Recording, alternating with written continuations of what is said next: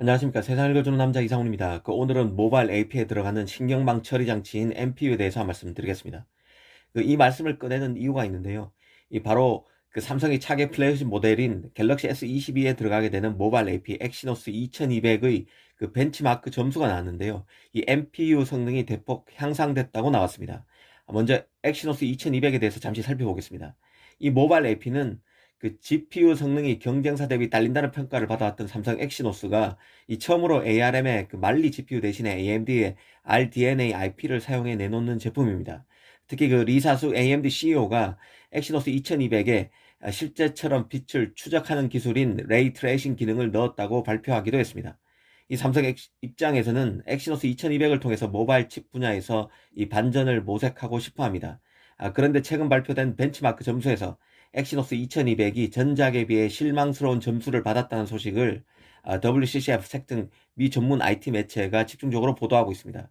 이 벤치마크 점수를 보면 이번 엑시노스 2200의 CPU 성능은 전작 대비 5%, GPU는 17% 향상되는 데 그쳤습니다. 이 점수만 놓고 보면 전작인 엑시노스 2100보다 크게 나은 게 없다고 봤습니다.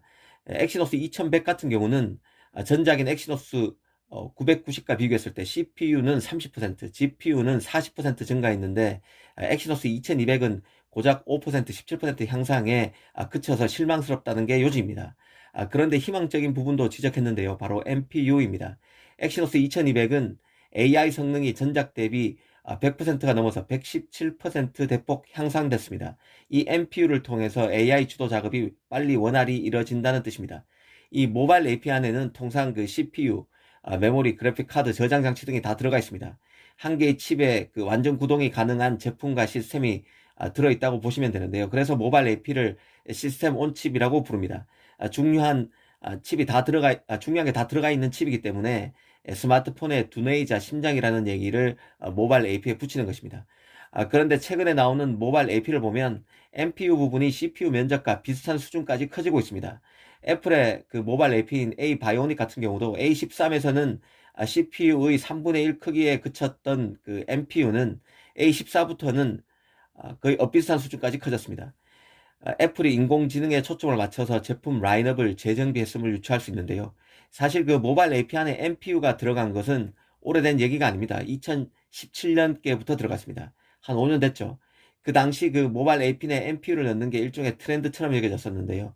AI에 특화된 스마트폰이라는 마케팅 요소가 가미되면서 삼성 엑시노스도 이 퀄컴 스냅드래곤도 하웨이 기름칩도 모두 AP에 MPU를 넣었습니다. 이 모바일 API 안에 MPU가 들어간다는 의미는 스마트폰의 기능과 가능성이 점점 고도화되면서 기존 CPU, GPU만으로는 안 된다는 뜻을 내포합니다. 프로세서가 더 필요하게 됐고 MPU가 지능형 연산을 하고 있다고 보시면 됩니다. 가령 길을 걷다가 외국어 간판이 있으면 외국어를 번역해주고 이런 기능도 스마트폰 안에 있는데요. 이게 바로 MPU가 담당하는 부분입니다. 일전에도 말씀드렸지만 CPU는 명령어를 순차적으로 처리합니다. 미션이 1부터 100번까지 있다면 1번을 끝내야 2번을 하고 2번이 끝내야 3번을 하는 식으로 100번까지 가는 것이죠. 이 100번을 하려면 99번 명령어까지 다 수행해야 가능합니다. 그런데 GPU는 연산이 동시에 가능합니다. 점들의 신호값이 동시에 나와야 화면이 구성되는 것을 연상하면 쉬운데요.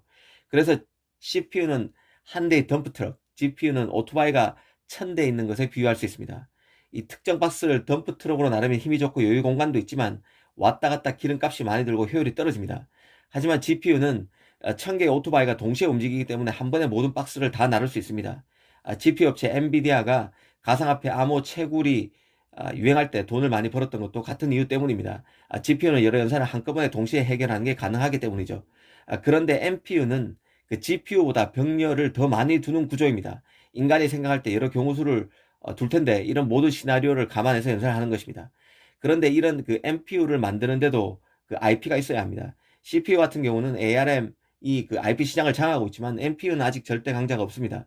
각자 기업별로 고유 IP를 쓰고 있는데요. 삼성도 자체 IP를 써서 NPU를 만듭니다. NPU가 들어가면 당연히 D램도 더 필요하게 됩니다. 프로세서와 D램은 항상 짝으로 다니기 때문이죠. 이 시스템이 최적화하려면 항상 D램이 프로세서 옆에 붙어 도와줘야 합니다. 이 삼성도 엑시노스 안에 NPU 공간이 점점 커지고 있다고 보시면 될 것 같습니다. 엑시노스 2200의 출시 예정일이 점점 가까워지면서 벤치마크 점수 소식도 자꾸 나오는 것 같습니다. 하지만 아직 정확한 소식은 아닙니다. 하지만 이번 소식을 계기로 갤럭시 폰의 성능을 높이는데 그 엑시노스 안에 NPU가 얼마나 기여할지 지켜보는 것도 의미 있을 것 같습니다. 감사합니다.